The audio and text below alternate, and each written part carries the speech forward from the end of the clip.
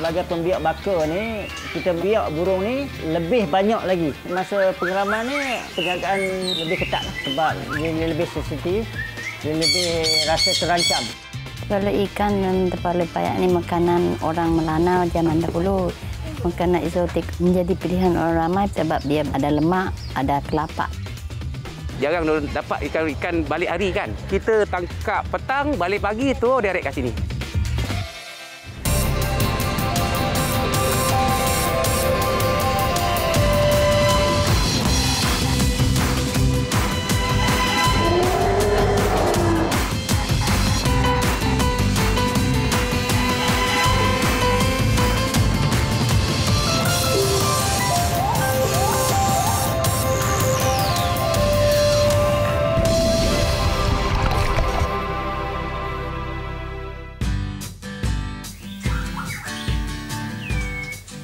Anak ni kadang-kadang ada yang keluar yang unik, yang cantik, yang rare, yang barang yang payah kan.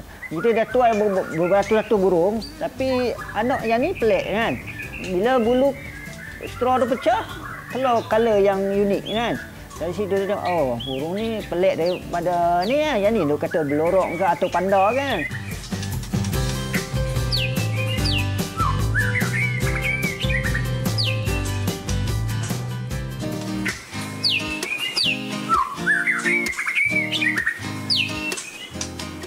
Kicauan merdu unggas kecil menjadi muzik alam semula jadi di waktu pagi, terutama di desa dan kampung.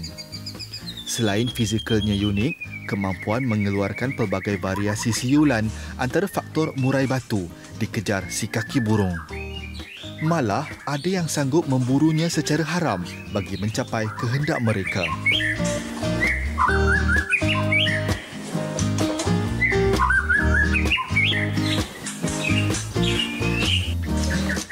Khairil Adnan Azmi menjadikan minatnya suatu aktiviti lebih menguntungkan dengan membiak baka murai batu sejak 5 tahun lalu.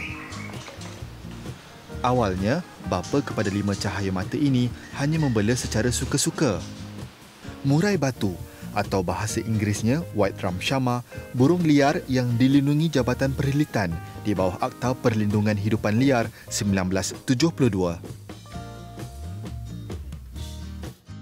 Macam saya buat pembiakan ni, bantu menambah populasi murai batu ni lah kan.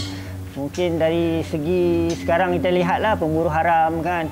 Banyak yang menangkap, mengimport burung ni keluar kan. So bila kita sebagai pembiak baka ni, kita membiak burung ni lebih banyak lagi, menambah lagi kan apa yang ada di negara kita lah kan. Sehingga kini terdapat 60 sangkar murai batu diuruskan oleh Khairil.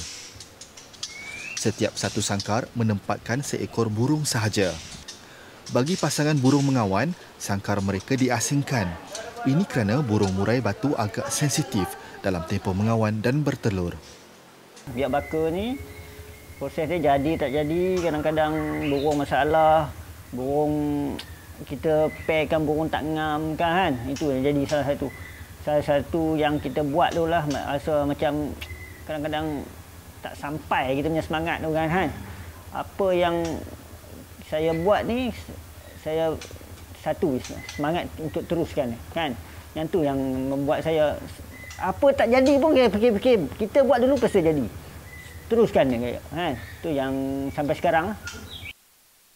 Proses pengeraman mengambil masa kira-kira 2 minggu sebelum menetas.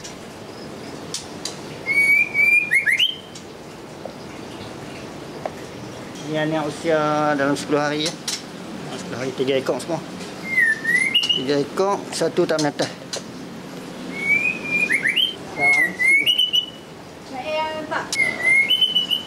Ya ni kosong lah, telur kosong. Tak ada benih. Dia tak boleh pakai dah lah, dia takkan menetas dah lah. Saya tuai burung yang saya keluar lah. Pada usia lebih kurang dalam lingkungan 7 hari ke atas. Jangan ke bawah. Ke bawah kemungkinan burung tak betul-betul sihat lagi, perlu penjagaan dengan ibu dengan bapa dia lagi kan. So saya ambil 7 ke atas, 10 hari ke bawah. 10 10 hari bawah ni sebab dia 10 hari ke atas ni burung dah semakin membesar, dah kenal ibu bapa dia, dia lebih takut cenderung kepada orang lah. Dia nak buka mulut macam yang baru ni semalam ni saya tuai keluar kan 10 hari. 10 hari ni masalah dia kena buka mulut, suap sampai satu ketika dia akan lapar, dia akan automatik buka lah kan. Kalau boleh bawah ke 10 lah. Untuk dapat anak yang lebih jinak, lebih mesra lah. Makanan antara elemen penting dalam memastikan murai batu sihat dan menghasilkan baka bagus. Setiap minggu, Khairil menempah 5 kg cengkerik hidup sebagai hidangan si burung. Cengkerik disimpan dan diberi makan dedak sebelum diberi kepada haiwan peliharaannya. Khairil sedaya upaya memastikan burung peliharaannya mendapat makanan sama seperti di habitat sebenar. Dalam habitat luar, murai batu memakan ulat dan serangga kecil. Selalu yang saya macam nak menetas tu kan, macam dalam hari ke-12 atau ke-13 tu saya order dengan Khairil lah. Cengkerik saya beritahu dia, saiz kalau boleh nak kecil. Saiz kecil ni bukan apa, mudah untuk ibu dan bapaknya ambil anak, suap ke anak, mudah. Mulut dia kecil lagi kan, memerlukan saiz-saiz yang kecil. So induk tak akan stres, tak akan ada masalah timbul macam tu lah kan. Kita kalau boleh nak kurangkan, nak pemudahkan apa yang induk tu memerlukan lah, makanan-makanan yang kita patut sediakan. Selain itu, cacing tanah juga menjadi hidangan khas kepada sang burung. Khasiat yang terdapat pada cacing memberi zat tambahan kepada haiwan bersayap itu. Cacing tanah tu penting untuk pemulihan burung sakit, burung molting. Lepas tu saya fikir-fikir, betul lah cacing tanah. Sebab cacing tanah ni saya dah tengok lah. Saya dah biak sekarang kan. Bila start dia telur, dia akan turun, dia akan makan cacing tanah untuk pemulihan dalam badan dia balik. Untuk burung dia makin semihat lah. Kadang-kadang burung yang sakit pun bagus tu kita bagi cacing tanah untuk berubat. Antara bahan makanan-makanan yang terbaik lah. Ada khasiat dia bagus untuk pembenihan dalam telur. Jenis cacing jenis colour pink, lebih lembut lagi lah. Dia beza kerana bagus untuk pembenihan dalam telur lah. Pembenihan dalam telur, kelebihan dia lebih mudah dihadam. Lepas tu khasiat dia untuk keluarkan masa dia nak bertelur tu lebih mudah. Dia nak keluarkan telur. Kerana dia jenis apa dia? Ada pekerja dalam dia kan. Yang liar tu dia lebih liat, lepas tu mudah dia nak dia kira apa? Susah sikit dia nak putuskan Nak hadam pun susah. Kerja menggali cacing tanah dilakukan pada setiap minggu. Ada kalanya Khairil dibantu adiknya, Khairil Hizat Azmi, juga peminat tegar murai batu.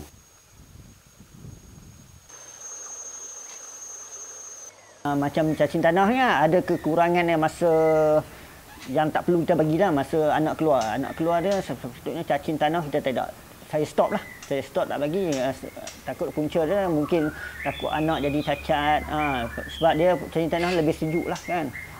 Masa anak keluar, saya fokuskan ke cengkerik dengan ulat. Benda yang lebih benda yang orang bawa kering dan panas sikit. Sebab anak ni dia badan dia berbulu dia tak keluar lagi kan, so dia nak benda makanan yang panas lah.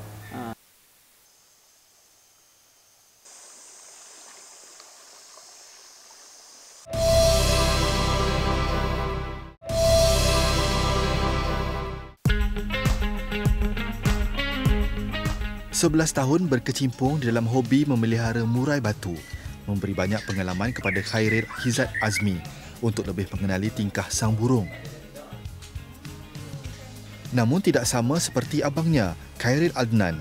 Hobinya lebih tertumpu kepada pertandingan. Saya lebih fokus memelihara burung murai batu ni adalah untuk pertandingan lah. Pertandingan seni suara dan gaya burung murai batu. Ataupun kat sini orang panggil bond lah. Bond murai batu ataupun burung-burung lain lah. So dari segi pertandingan ni, macam besok untuk pertandingan, mungkin persediaan pertandingan tu dari segi makanan lah. Saya akan titik berat lah makanan macam untuk lebih form burung tu saya bagi makan macam belalang, telur rengga dan sebagainya lah. Makanan tu membuatkan burung lebih lagi galak lah di tempat pertandingan lah.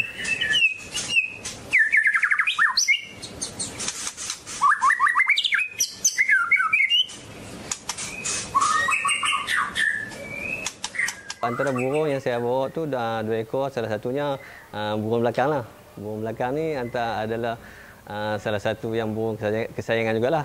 So burung ni pun saya bela dalam lebih kurang 8 tahunan, 8 tahun. So burung yang ni pernahlah banyak kali jugalah memenangi beberapa pertandingan lah.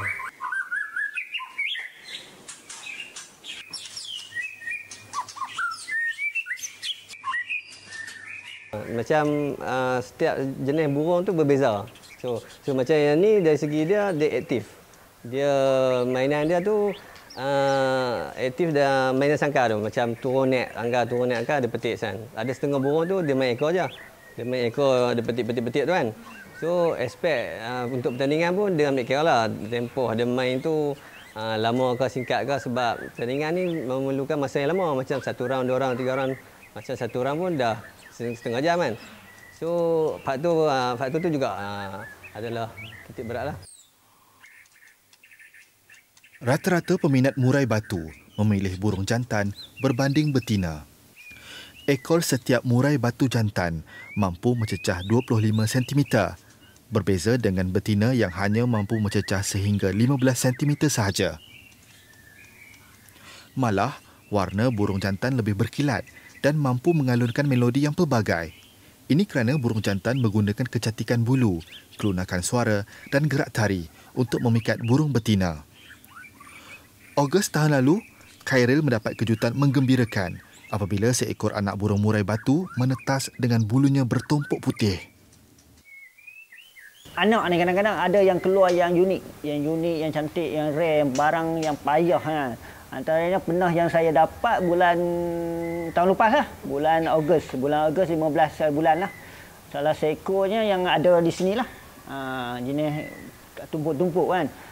Kira nak dapat jenis ni kalau saya dari sebelum ni duk biak pun tak pernah terfikir benda ni wujud dalam saya punya farm kan. Masa tuai tu, saya tengok dia punya straw bulu dia ada bulu kecil, dia 7 hari saya bawa keluar. Dia ada straw kecil, dia tak pecah bulu lagi. Straw tu saya tengok putih, lain pada dia punya gu dia lah, satu sarang tu. Dari situ saya bercakap dengan isteri, kenapa burung ni pelik ni kan? Kita dah tuai beratus-ratus burung, tapi anak yang ni pelik kan? Tapi tunggu abang dia, tunggu bulu pecah tengok. Bila bulu straw tu pecah, keluar colour yang unik kan? Dari situ dia tengok, burung ni pelik daripada ni kan? Yang ni dia kata belorok ke atau panda kan? Anak-anak burung yang sudah dituai perlu dipantau dan diberi makan setiap 1 jam. Justru itu, anak-anak burung dibawa pulang ke rumah untuk memudahkan tugas pemeliharaan. Khairil juga merekodkan setiap kelahiran bagi pemeriksaan Jabatan Perhilitan.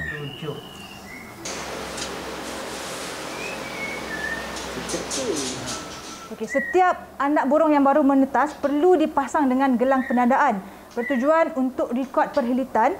Ini bermaksud sekiranya pelanggan mahu mendaftar lesen dengan perhilitan, mereka akan menggunakan nombor siri yang terdapat pada gelang ini untuk berdaftar.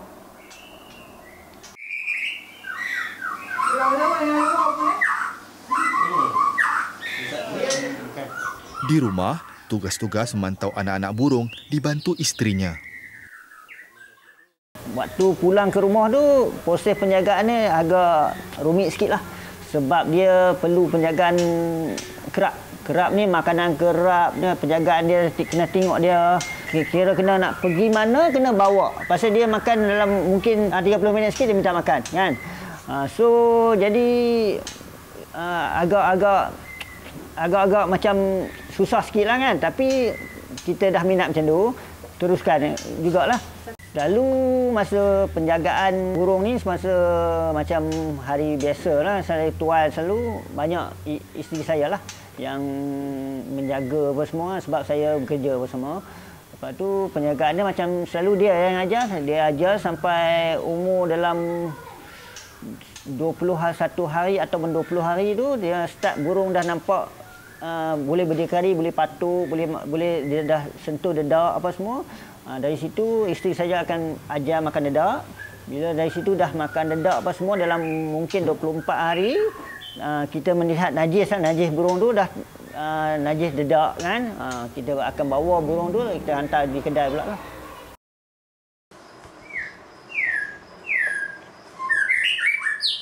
Sehingga kini, Khairil mempunyai 13 ladung atau sangkar pembiakan. 8 daripadanya berdaftar dengan perhilitan. Selebihnya masih dalam proses sama.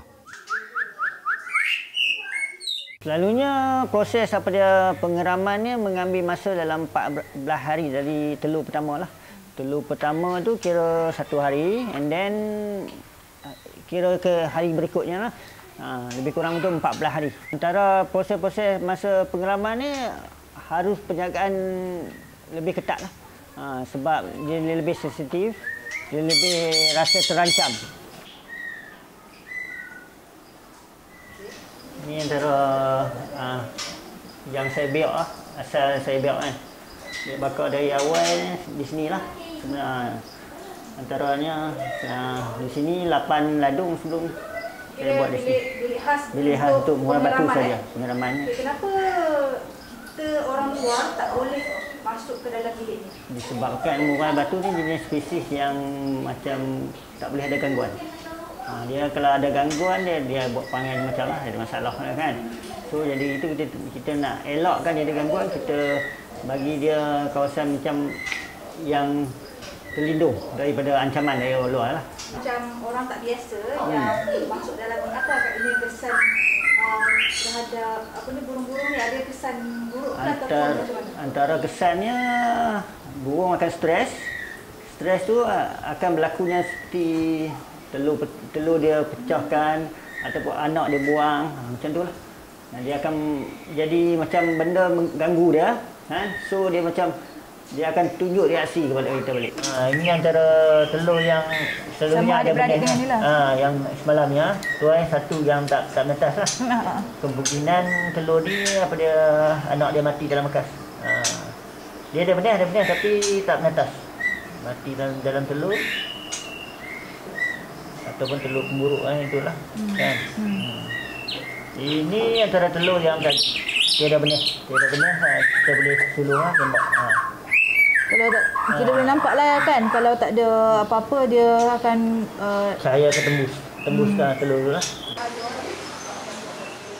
Bermula sekadar hobi, Khairil Adnan kini telah membiakkan sekurang-kurangnya 600 murai batu. Kegagalan menjadi kunci kepadanya untuk lebih maju ke hadapan bagi memastikan usaha memelihara burung liar terancam dicapai. Mungkin satu ketika lagi stok burung saya mungkin lebih atau banyak kan. Saya akan terfikir juga untuk bersama Pelitan untuk pelepasan ke alam semula jadilah untuk pembiakan berikutnya.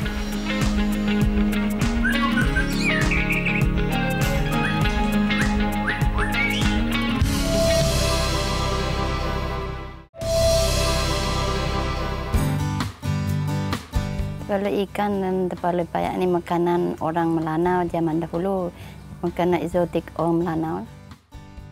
Sekarang kami menjadikannya makanan jualan setiap hari. Menjadi pilihan orang ramai payak sebab dia banyak ada lemak, ada kelapa di dalamnya itulah.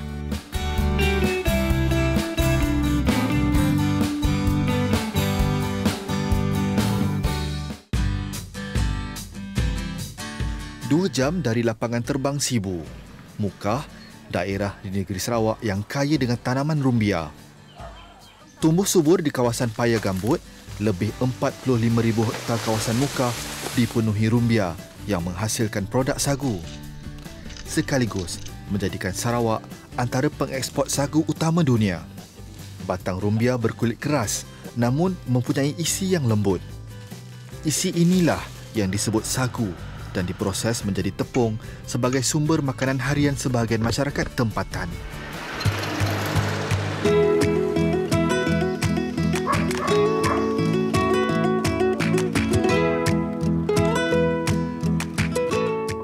Tebaloi, sajian enak yang diperbuat daripada tepung sagu. Makanan berasaskan tepung sagu menjadi warisan turun-temurun bagi masyarakat Melanau di Sarawak. Roslinda Dom, anak jati kampung Telian Tengah, Mukah, menjadikan tebaloi sebagai satu sumber rezekinya. Tebaloi yang dihasilkan Roslinda berintikan isi ikan dan udang segar. Hanya isi ikan dan udang diambil dan dibersihkan untuk tebaloi. Kelazatan lebih terserlah setelah ia dipanggang di atas api arang sebentar lagi. Ikan di Mukah ada berbagai jenis. Ikan yang bagus untuk buat tebaloi ialah ikan kelapa, ikan gelamak yang besar, yang baru ditangkap itu yang paling baguslah, dengan udang sekali. Kalau udang kami sini panggil dia payak, udang yang sederhana besar dan baru lagi ditangkap, baru nyaman tebaloi. Dengan kepadatan penduduk lebih 100,000, Mukah juga antara bandar penting bagi sektor perikanan. Ia berikutan kedudukan strategik muara Sungai Mukah, berhampiran Laut Cina Selatan. Justru itu, pasar ikan Mukah menjadi lokasi tumpuan bagi penduduk setempat mendapatkan hasil laut segar, terutama ikan dan udang merah. Beroperasi seawal jam 7 pagi, pasar pagi ini juga menggamit pengunjung dari Sibu, Bintulu dan Miri. Mula berniaga tebaloi sejak 2017, Roslinda juga mendapatkan sumber ikan dan udang di sini. Hari ini, anak bongsu daripada 10 beradik ini membeli 3 kilogram ikan dan udang untuk disiang menjadi inti tebaloi panggang.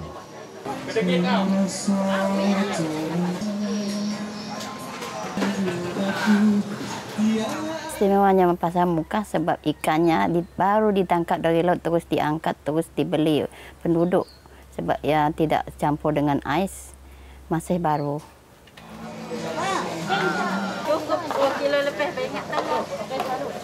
Saya pergi pasar, beli ikan awal pagi, tengok ikan yang datang dari laut yang masih fresh, saya terus beli.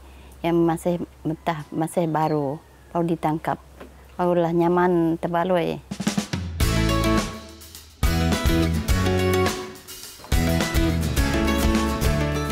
Tidak lengkap tebaloi jika tiada tepung sagu. Tepung sagu juga dikenali sebagai lemantak oleh penduduk di sini. Bagi menghasilkan tebaloi panggang, beberapa jenis sagu perlu disediakan. Antaranya tepung sagu basah dan juga bijian sagu atau dipanggil sagu megung. Bijian sagu berwarna coklat kepirangan dengan saiz sebesar mutiara ini juga boleh dimakan begitu sahaja seperti snack. Tepung sagu basah dijual RM1 sebungkus, manakala RM2 bagi sagu megung.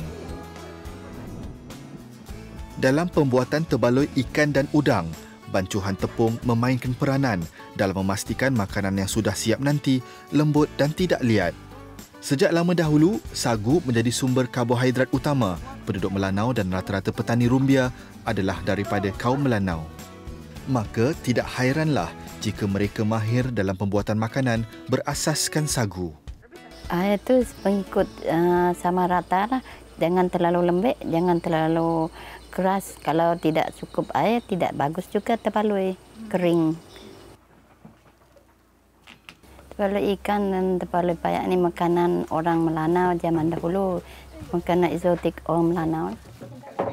Tebaloi ini memang ada potensi lah untuk dimajukan ke peringkat yang lebih tinggi lagi lah. Untuk membuat inti tebaloi, isi ikan dan udang digaul dengan sagu megung yang sudah dikisar, minyak dan bahan perisa secukup rasa. Berbeza dengan inti isi ikan, inti udang dicampur dengan kelapa bagi menambah kelazatan. Tepung berinti kemudian dibalut dengan daun mengkuang.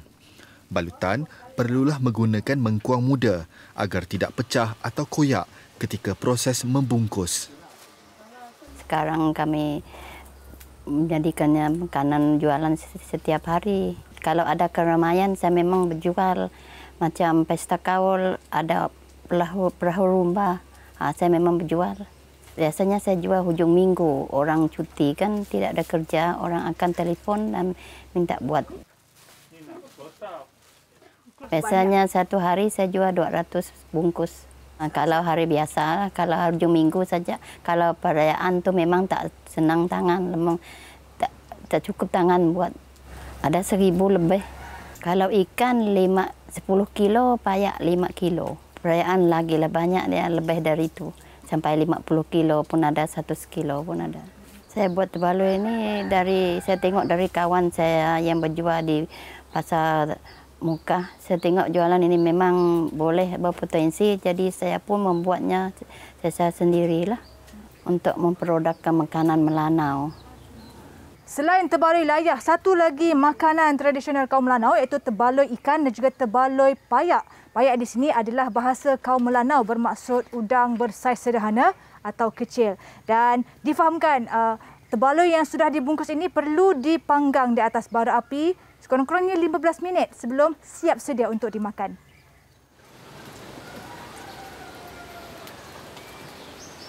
Tebaloi panggang ni isinya lembut, di luarnya garing.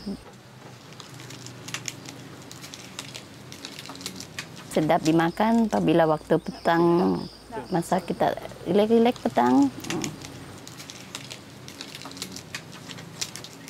Menjadi pilihan orang ramai payak sebab dia banyak. Ada lemak, ada kelapa di dalamnya, itulah. Selain tebaloi, menu popular yang juga menjadi pilihan ramai ialah linut atau ambuyat.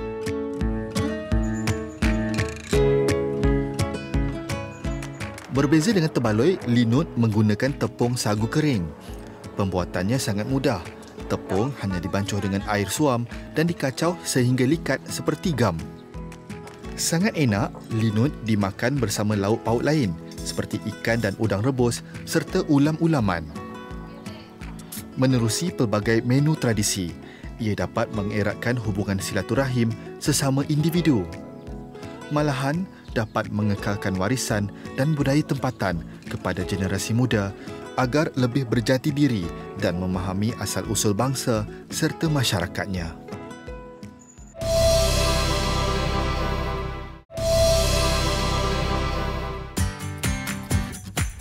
Jarang diorang dapat ikan balik hari kan. Biasanya ikan diorang masuk air batu 2-3 hari baru sampai ikan dapat. Macam kita tak, kita tangkap petang, balik pagi tu direct kat sini. Jadi pelanggan kita dah tetap kat sini dah ada. Kita turun, pelanggan tu akan datang. Dia takkan tanya kita barang ni barang bila. Dia takkan tanya sebab pelanggan kita dah biasa dengan kita.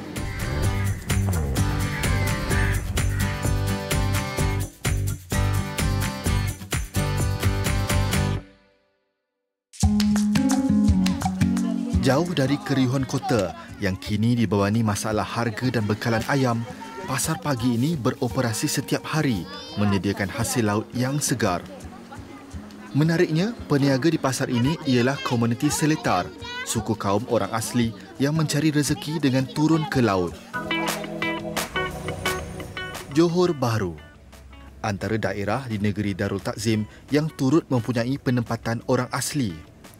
Difahamkan, ada 8 buah perkampungan orang laut Seletar di daerah ini.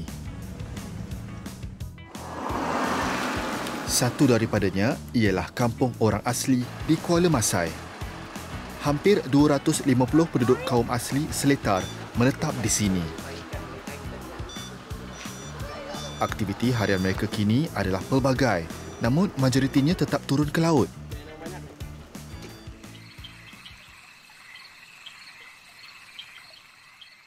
Hisham bin Kalan, antara orang laut Seletar yang masih aktif menjaring. Menurut Hisham, memasang jaring untuk menangkap hasil laut menjadi rutin hariannya sejak dia berumur 12 tahun. Untuk keluar ke laut, komuniti ini ada waktunya tersendiri. Mengenal sifat alam adalah sesuatu yang semula jadi bagi dia dan kaumnya. Bergantung kepada pergerakan air, dia akan keluar sama ada pada waktu petang atau tengah malam hingga ke pagi. Destinasi menjaring terletak kira-kira 1 jam dari rumahnya. Di sana dikatakan ada lubuk ikan yang sesuai. Kita turun pagi lah. Pagi dalam pukul 12 lebih 1 kita dah turun lah biasanya. Balik pagi lah. Jadi kalau kita turun awal, banyak tempat lokasinya kita boleh cari tempat. Cari lubuk-lubuk mana-mana kan. Tengok lubuk macam mana, kalau tempat tu tak sesuai macam tadi kita datang kat sini, kita akan tengok air tu. Air tu macam mana kan. Kalau air tu laju sangat, okey, kita cari tempat lain. Sebab lubuk ni dia tak boleh air laju sangat. Dia kena air slow sikit. Jadi ikan tu dia boleh berkumpul kat bawah tu kan. Kita boleh sapu. Itu kira nasib orang kata lah. Kalau pasang dapat. Ada juga kadang balik kosong pun ada. Kalau dapat lebih kita memang suka kan. Kalau tak ada, terpaksalah kan, kena terima kan. Jaring yang digunakan Hisham ialah jaring jenis hanyut. Mengenal pasti laluan air adalah penting untuk mendapatkan lokasi strategik untuk melepaskan jaring ini. Meskipun laut itu luas, mendapatkan hasil yang terbaik itu adalah bergantung kepada usaha dan rezeki masing-masing. Semua ada orang. Kadang-kadang kita nak masuk tempat orang, kita nak masuk suak tu, ada orang, dia akan halau kita keluar. Sebab sepadan dia, tak tahu ada bercerita macam tu kan. Kalau ikut kita, bebas kan. Siapa sampai dulu tu tempat dia, rezeki dia orang kan. Kita macam tu. Kalau macam kat laut ni kan, kita tengok. Okey, contohnya siapa yang pasang dulu, kita akan pindah tempat lain. Kita tak nak jaring tu akan berimpit lah kan. Rezeki ni mana-mana ada kat laut ni kan. Cuma kita kena rajin cek lubuk. Kebiasaannya, jaring hanyut akan dilepaskan tidak kurang dari 20 minit. Ini kerana ia berkemungkinan akan tersasar daripada laluan air. Kawasan berbeza memerlukan jaring dengan saiz mata yang berlainan. Namun bagi Hisham, jumlah jaringnya kini adalah terhad. Kalau bot besar tu lain. Bot besar tu kita boleh asingkan jaring. Okey, nak cari ikan apa kan. Nak pasang kat lubuk ke, nak pasang kat karang ke. Kita ada saiz. Jadi benda tu kita boleh ada tempat kita letak. Kan? Tong batu, batu lain untuk bekalan jaring kita letak tempat lain. Macam bot kecil ni memang payah. Kita berapa kita nak duduk macam ni pun tak selesa. Belonggik tu lebih kuat sangat kan. Kalau kita isi banyak pun tak boleh. Dah mendak sangat. Cuma kita isi semua secukupnya je. Sebab bot ni panjang dah 15 kaki, memang tak boleh bawa bekalan banyak lah. Seperti buah dan bunga, ikan juga mempunyai musimnya tersendiri. Dan jika kena pada musim dan bacaan airnya, hasil yang bakal diperolehi ternyata tidak akan menghampakan. Kalau ada musim, kalau hasil biasa tu dalam 40 kilo, 50 kilo dapat.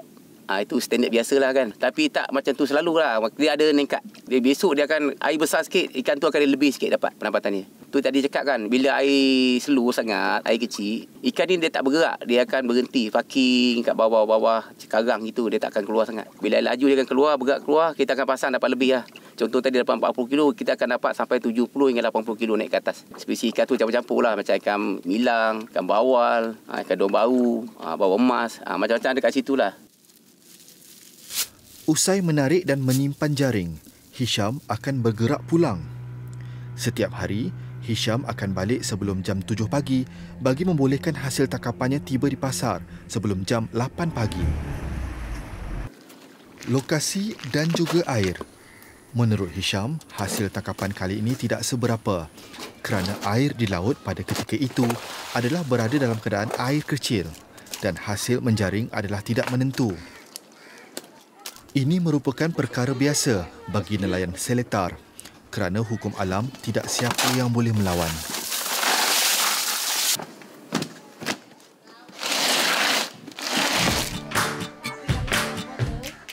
Pasar pagi orang asli, Bakar Batu, Permas Jaya.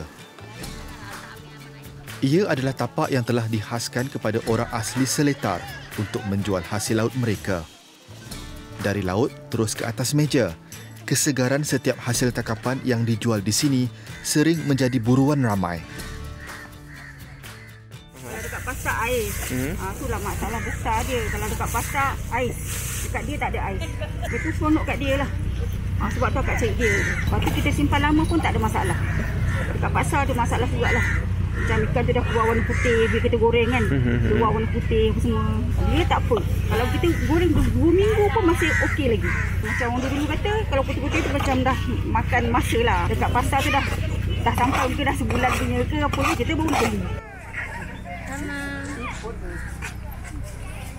Selain ikan, antara hasil laut yang dijual Hisham di sini ialah kupang. Harga berpatutan serta kupang yang segar setiap hari membuatkan ia menjadi rebutan pelanggan. Memang selalu cari kupang kat sini ke? Tak selalu sangatlah. Kebetulan lah ni hari. Kebetulan ini. Berapa kilo beli? Pakcik beli 6 kilo. 6 kilo. Banyak beli? Pakcik simpan. Tak perlu nak datang hari-hari. Harga macam mana? Harga insya-Allah boleh. Boleh lah. Murah? Murah. Kalau kat tempat lain pernah beli? Lain ada tapi kadang-kadang kupang dia dalam. Oh. Yang ada dah kopek kulit. Ni dia fresh. Fresh lagi lah. Antara keunikan pasar ini ialah harganya. Harga diletakkan adalah tidak tetap dan bergantung kepada kesegaran ikan dan tempoh ia dinaikkan ke darat. Kalau dia orang dah biasa beli ikan macam tu, dia dah tahu ikan dia fresh, rasa saya harga tak ada masalah. Sebab dia orang ni nak betul-betul ikan fresh. Kalau kawasan area kita, jarang dapat ikan balik hari kan. Biasanya ikan dia orang masuk air batu 2-3 hari baru sampai kat tapak. Macam kita tak, kita tangkap petang, balik pagi tu direct kat sini. Jadi pelanggan kita dah tetap kat sini dah ada. Kita turun, pelanggan tu akan datang. Dia takkan tanya kita barang ni barang bila. Dia takkan tanya. Sebab pelanggan kita dah biasa dengan kita. Cuma pelanggan baru ni kita kena layan dia. Oh, ikan ni naik macam ni. Daripada petang tu balik pagi direct tu kat sini. Selain kesegaran, grade ikan juga turut memainkan peranan. Pengurangan harga akan berlaku mengikut kesesuaian dan kesegaran ikan. Dia ikut ikan. Dia bukan suka-suka letak harga ni macam ni, tak. Ikan ni ada grade lain. Macam ikan semilang lain, pari lain. Kalau contoh macam ikan semilang, tengoklah kalau mati tu jual 20. Kat sini hidup lagi jual 25, naik RM5 gitu. Kalau besok jual tak habis, turun lagi RM5, tinggal 20. Kalau jual lagi tak habis, turun lagi tinggal 15 gitu. Kita tak harga tu tak maintain terus mati, tak. Pelanggan tahu lah, dia tengok ikan ni bila naik press, dia tahu lah macam mana ikan kan. Dia faham. Sampai ujung-ujung tu, tengoklah kita akan buat lelong lah. Ikan laut ni bila kita jual 2-3 hari ni, kita akan habiskan. Selari tanggungjawab membangunkan serta memajukan kaum orang asli Seletar, Suhaila Isnin, pegawai kemajuan orang asli antara yang sering meninjau rutin mereka. Media sosial menjadi medium terbaik dalam memasarkan hasil tangkapan laut serta aktiviti pasar kepada orang ramai. Peniaga dekat sini, macam mereka masyarakat orang asli, memang kita ada masukkan dalam Facebook jabatan. So mana-mana orang yang tak tahu lagi pasar kat sini, mereka memang bertanya kawasan ni di mana dan mereka ingin pergi dan mengalami sendiri keadaan dekat sini. Maksudnya kalau harga tu murah, harga yang macam mana, fresh tu yang macam mana, diorang tertanyalah. Dan Alhamdulillah memang kat sini mendapat sambutan. Meskipun sambutan amat menggalakkan, mereka masih memerlukan bantuan. Selain peralatan perniagaan, kemudahan dan keselesaan juga penting untuk kehidupan yang lebih baik. Pihak Jakua mengharapkan adalah bantuan daripada kerajaan negeri dan Majlis Pembandaran untuk mencantikkan lagi kawasan ini daripada segi jalan, tempat berniaga dan juga kemudahan air untuk ialah tempat-tempat berniaga ni tidak berbau lah. Aktiviti meniaga di pasar pagi bermula jam 7.30 hingga jam 10.30 pagi. Selesai aktiviti perniagaan di pasar, mereka akan balik untuk berehat dan mencari hasil tangkapan untuk keesokan harinya. Selain menjaring, aktiviti lain Hisham ialah menternak kupang. Sesudah selesai di pasar, lazimnya dia akan memantau aktiviti pekerja membersihkan kupang.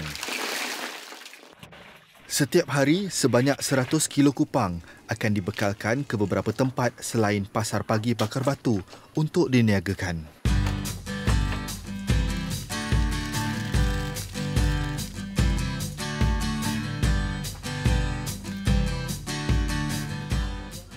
Pasar pagi orang laut Bakar Batu. Hasil laut segar, hasil tangkapan orang asli Seletar. Harga jualannya boleh dirunding, kesegaran pula sentiasa dijamin.